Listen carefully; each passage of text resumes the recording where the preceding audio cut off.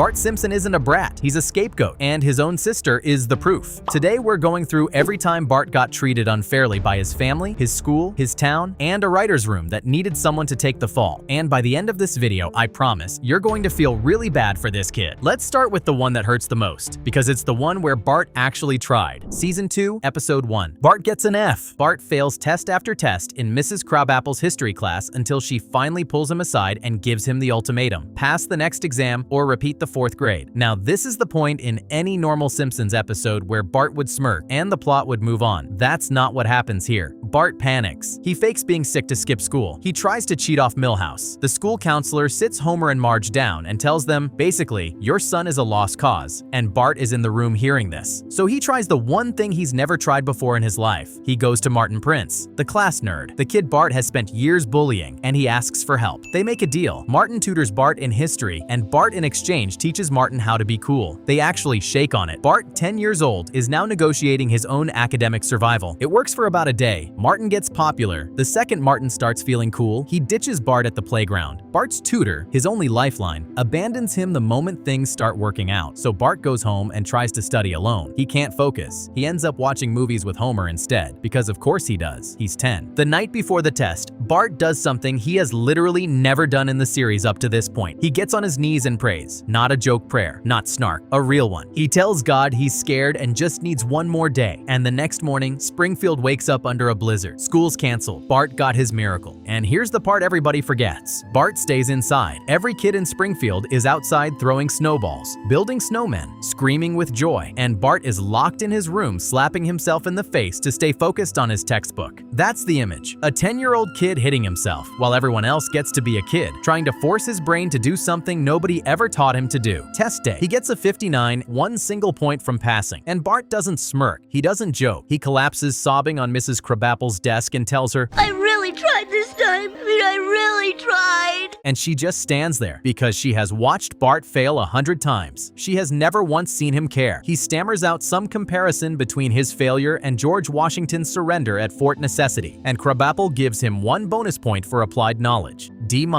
barely passing, and Bart kisses her. He runs through Springfield holding the paper in the air, crying tears of joy. He tapes the D- to the fridge like it's an Olympic medal. A part of this D- belongs to God. That's the part that breaks me. The kid worked harder than he ever has in his life. He prayed. He gave up a snow day. He hit himself in the face. And the highest grade he could possibly achieve was a D-, and he treated it like the greatest day of his life because nobody in his life ever told him he was capable of more. The bar was on the floor, and he was so proud he stepped over it. But if you think failing was the only way Bart's family let him down, wait until you see what happened the one time they thought he was a genius. This is the episode where Bart's family loved him the most. For about 3 days. Season 1, Episode 2, Bart the Genius. The setup is simple. Bart gets caught vandalizing the school, and the principal decides the whole 4th grade is going to take an aptitude test the next morning. Bart hates tests. He's been told his entire life he's an idiot. So when he sees the kid next to him, Martin Prince, of course it's Martin Prince, finish first with what's obviously a perfect paper, Bart panics. He sneaks over, erases Martin's name off the top of the test, writes his own in its place, and turns it in as his. The school grades it. Bart Simpson, IQ of 216, officially a genius. And here is where this episode quietly turns into the saddest thing the show ever did to this kid, because Homer and Marge get the news. And for the first time in Bart's entire life, they look at him like he actually matters. Homer takes him to an opera for Bart Simpson. Marge starts speaking to him in this soft, proud voice we have literally never heard her use with him before. They sit and actually listen when he talks. For 3 days, Bart Simpson is the most cherished child in Springfield. Meanwhile, school is a different story. They transfer him to the Enriched Learning Center for Gifted Children, where he sits in a room full of actual prodigies who use words he's never heard and do math he can't follow. He has 0 friends. He doesn't understand a single assignment. He's drowning. But every time he comes home, his parents look at him with that glow in their eyes, and Bart starts to realize the truth. If he tells anyone he doesn't belong there, the glow disappears. So he keeps lying. He fakes it for a while, until he can't anymore. Late one night, he goes to Homer, and he basically begs him to understand. He confesses everything. He switched the tests. He's not a genius. He never was. He's just Bart. And the second those words words leave his mouth, Homer's face changes. The glow goes out, and he literally chases Bart through the house screaming threats. The dad who took him to the opera is gone in less than a minute. Here's the part nobody talks about. Bart never got that version of his parents back. Not ever. For 35 seasons after this episode, Homer is back to choking him, Marge is back to sighing at him, and Bart knows, somewhere deep, that there is a version of his mom and dad who would love him completely, with patience, with pride. And he met them for 3 days, and he is never going to see them again, because that version of them only exists when he's pretending to be someone he isn't. But conditional love isn't the worst thing Bart's family does to him. Sometimes they don't even bother to show up at all. This is the episode where Bart had to pretend he didn't have a father just to get one afternoon of actual fathering. Season 4, Episode 14, Brother from the Same Planet. The setup is brutal in how mundane it is. Bart has soccer practice after school. Homer is supposed to pick him up. Practice ends. All the other kids go home with their parents. Bart waits. The sky opens up and it starts pouring rain. And Bart just stands there, 10 years old, soaked through, on the side of the road. Because where is Homer? Homer is at home, on the couch, watching TV. He has completely forgotten he has a son. Hours pass. When Homer finally realizes and rushes over, he does not really take responsibility. He tries to play it off, hands Bart a melted sundae like that fixes it, and expects the whole thing to disappear. Bart is done, soaked, cold, humiliated, and silent. So Bart does something drastic. He sees an ad for the Bigger Brothers program and picks up the phone. He tells them he does not have a father. Not that Homer is dead. In a way, it is worse than that. He tells them his father was a drunken gambler who ran off and abandoned the family. He invents a whole backstory on the spot because the truth that his dad forgot him in the rain and barely cared apparently does not sound sad enough. The agency pairs him up, and in walks Tom. Tom is everything Homer is not. He is confident. He is cool. He rides a motorcycle. He takes Bart places. He spends time with him. He listens when Bart talks. He shows up. And Bart, for a stretch of glorious afternoons, gets to experience what it feels like to have a present, engaged adult male in his life. He starts to feel guilty about the lie. Of course he does. Bart is not a sociopath, but the attention feels so good that he cannot make himself stop. Homer eventually finds out. And here's where you really see the problem. Because Homer's first reaction is not shame. It is not, wow, my son needed something I was not giving him. It is revenge. He marches down to the Bigger Brothers agency himself. And what are your reasons for wanting a little brother? Don't say revenge. Don't say revenge.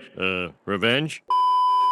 Signs up, gets paired with a lonely kid named Peppy, and starts using Peppy as a weapon to make Bart jealous. Think about that. Bart did not go looking for a replacement father because he hated Homer. He went looking because Homer left a 10-year-old child standing alone in a storm. But Homer processes that as betrayal. Not neglect, not a wake-up call. Betrayal. The whole thing builds to a showdown at Marine World where Tom learns the truth about Bart's family, decides Homer must be the drunken gambler father from Bart's story, and punches him square in the face. They brawl across Springfield, through a china shop, across the town like two grown men fighting over a child neither of them is actually asking how he feels. And the episode ends with Homer beaten up, injured, and pathetic, and Bart standing over him genuinely moved. That is the part that gets you, because Bart's emotional epiphany, the lesson he takes from this entire ordeal, is basically, my dad cared enough to get beaten up over me. That is the silver lining. Not my dad picked me up from soccer. Not my dad apologized in a meaningful way. Not my dad understood why I needed somebody else. Just, he was willing to throw hands for me eventually, in the most chaotic possible way. Bart asks Homer to teach him how to fight. Tom becomes Peppy's big brother. Roll credits. A kid had to pretend his father abandoned him to get a single afternoon of attention. And the way the show resolves it is to tell us, sure, Homer is a bad dad, but at least he is yours. But Homer forgetting Bart in the rain is at least an accident. The next time, Bart actually gets hurt by a car, and his family's first instinct is to make it worse. Season 2, Episode 10. Bart gets hit by a car. Bart is riding his skateboard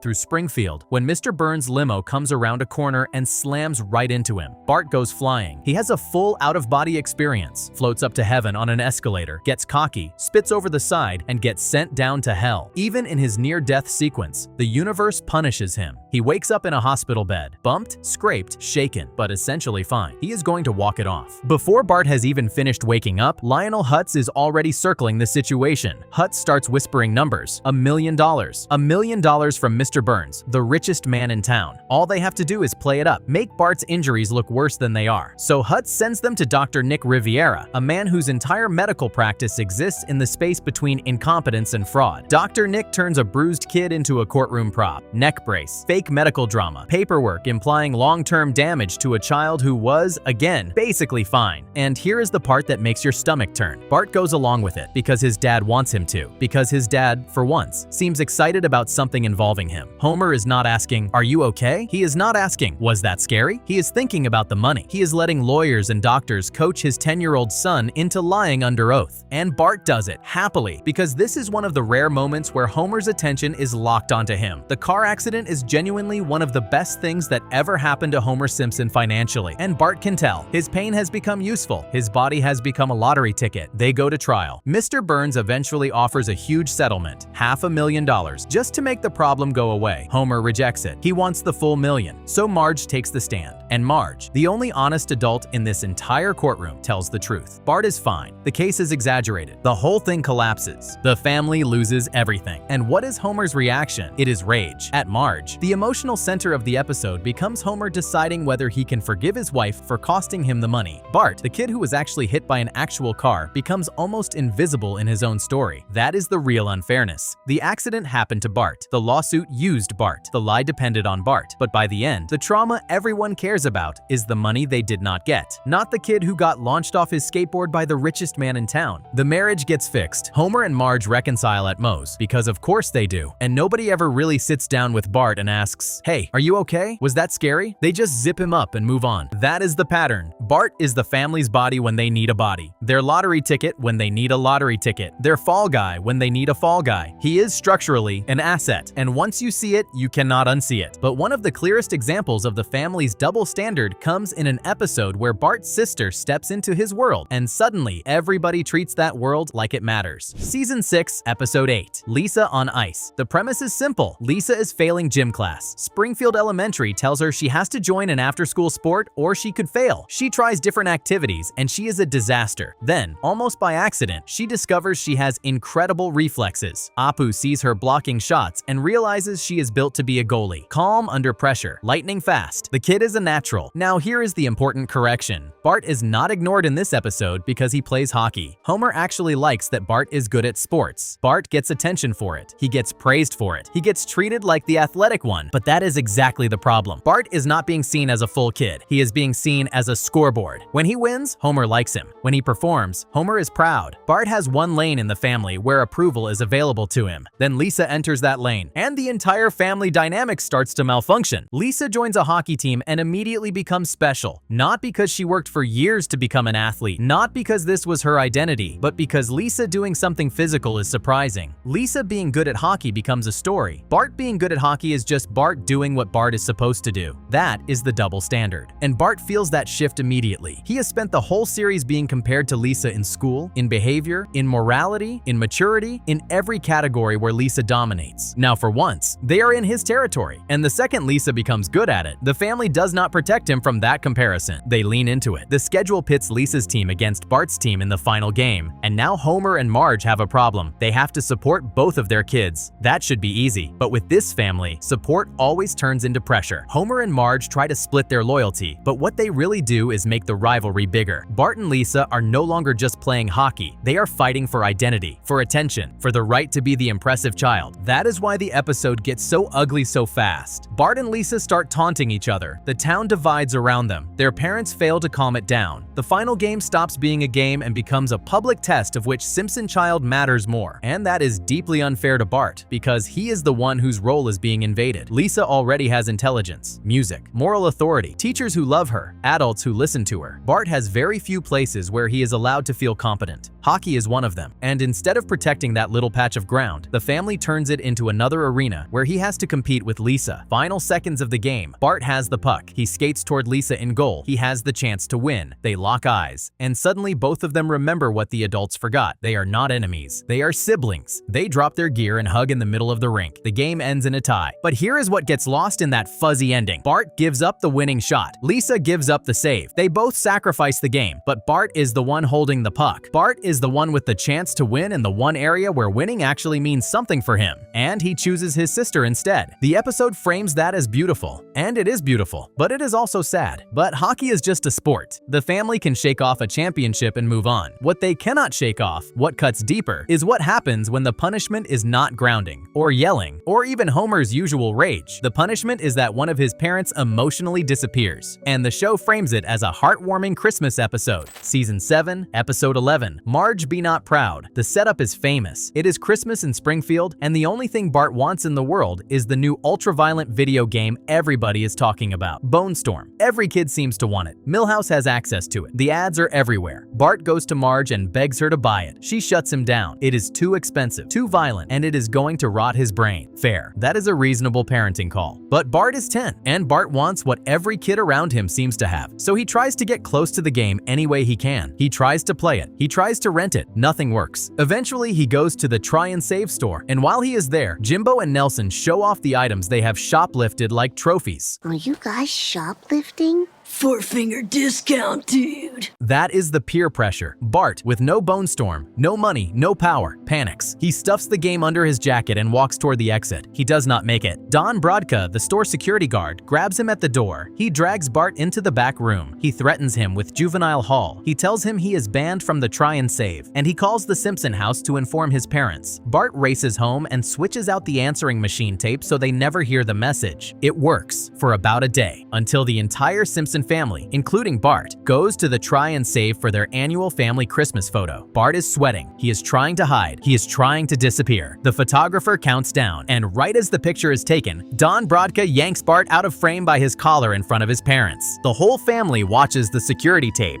There is Bart, clear as day, stealing the game. Now here is where this episode gets quietly devastating. Homer is mad. Homer yells. Homer does the normal Homer thing. That part is almost familiar enough for Bart to survive. Marge does not yell. Marge does not explode. Marge goes quiet. She goes cold. She goes distant. And that is so much worse than anything Homer could have done. No marshmallows in the hot chocolate. No warm fussing. No emotional safety net. She treats him like the older, hardened kid he pretended to be for one stupid afternoon. And Bart, who has spent the entire series getting yelled at, punished, strangled, blamed, and written off, completely falls apart. So Bart tries to win her back. He goes back to the Try and Save by himself. Not to steal. Not to cause trouble. He uses his own money to buy a Christmas portrait of just himself, completing the family photo he ruined. He wraps it and gives it to Marge as his Christmas present. And it is one of the most genuine, gentle, vulnerable things Bart has ever done on screen. And the show treats it as Marge teaching him a lesson. As if a 10-year-old being so terrified of his mother's emotional withdrawal that he stages a solo Christmas portrait is a Christmas miracle, and not one of the saddest things in the entire holiday canon. But emotional abandonment is not the darkest place the show takes Bart. The next time, the family sits out a much bigger crisis. The night he genuinely believes he has lost his soul. Season 7, Episode 4, Bart Sells His Soul. The setup is classic Bart mischief. He and Milhouse pull a prank at church by swapping the hymn book pages with the lyrics to In-A-Gadda-Da Vida. The whole congregation accidentally performs a 17-minute psychedelic rock song without realizing it. Reverend Lovejoy catches them. They get punished by being made to clean the church organ. And while they are scrubbing, Milhouse starts talking about souls. How if Bart sinned, crows are going to peck at his soul forever in the afterlife. Bart laughs in his face. There's no such thing as a soul. It's just something they made up to scare kids, like the Boogeyman or Michael Jackson. So Milhouse offers to buy his soul, $5. Bart writes Bart Simpson's soul on a piece of paper, hands it over, pockets the money. Easy money, stupid Milhouse. Then everything starts to break. Santa's little helper, the family dog who has loved Bart since season 1, growls and backs away from him. The automatic doors at the Quick E-Mart will not open for him, but they open fine for Rod and Todd Flanders. When Bart breathes on the freezer glass, no fog appears. His breath leaves nothing behind. He tries to laugh at a cartoon, and he cannot. He literally cannot find anything funny anymore. The world is grayer. He does not know why. Then comes the nightmare. Bart dreams that he is in this empty playground, and every other kid in Springfield is there with their soul, playing with it like a best friend. They are laughing. They are riding swings together. They are paired up. Then all the kids and their souls get into little rowboats and start rowing across a lake toward this beautiful, glowing amusement park in the distance. Bart tries to follow. His boat will not move because he is alone. He sits there in the dark watching every other kid drift away from him with the part of themselves he sold for $5. He wakes up terrified. He tries to buy his soul back. Milhouse wants $50 now. Bart does not have it. Then it turns out Milhouse has already traded the soul away to Comic Book Guy for ALF Pogs. Bart sprints to the android's dungeon. Comic Book Guy already sold it to someone else and will not say who. The soul is gone. Permanently. As far as a terrified 10-year-old can tell, his soul is in someone else's house and he is never getting it back. Bart walks home in the rain, completely defeated. And that night in his room, he does something we rarely see from him with this much sincerity. He prays. He tells God he is sorry. He is scared and he wants his soul back. Then from above, a piece of paper drifts down. It is his soul. Lisa bought it back. She finally cracked. She watched him fall apart long enough that even her smugness ran out of fuel. Bart grabs the paper like it is the most precious thing in the world. He thanks her, and then, in the most Bart way possible, he eats it before she can finish explaining the lesson. And that is the part that gets you, because of course Lisa eventually came through. Lisa usually eventually comes through, but she made him hit bottom first. She made him beg. She made him pray. Which moment do you think was the saddest for Bart? Let me know in the comments, because honestly, some of these hit way harder than I remembered. And if you enjoyed this video, please subscribe. I'm trying to reach 100,000 subscribers by the end of this year, and every single one of you helps more than you know.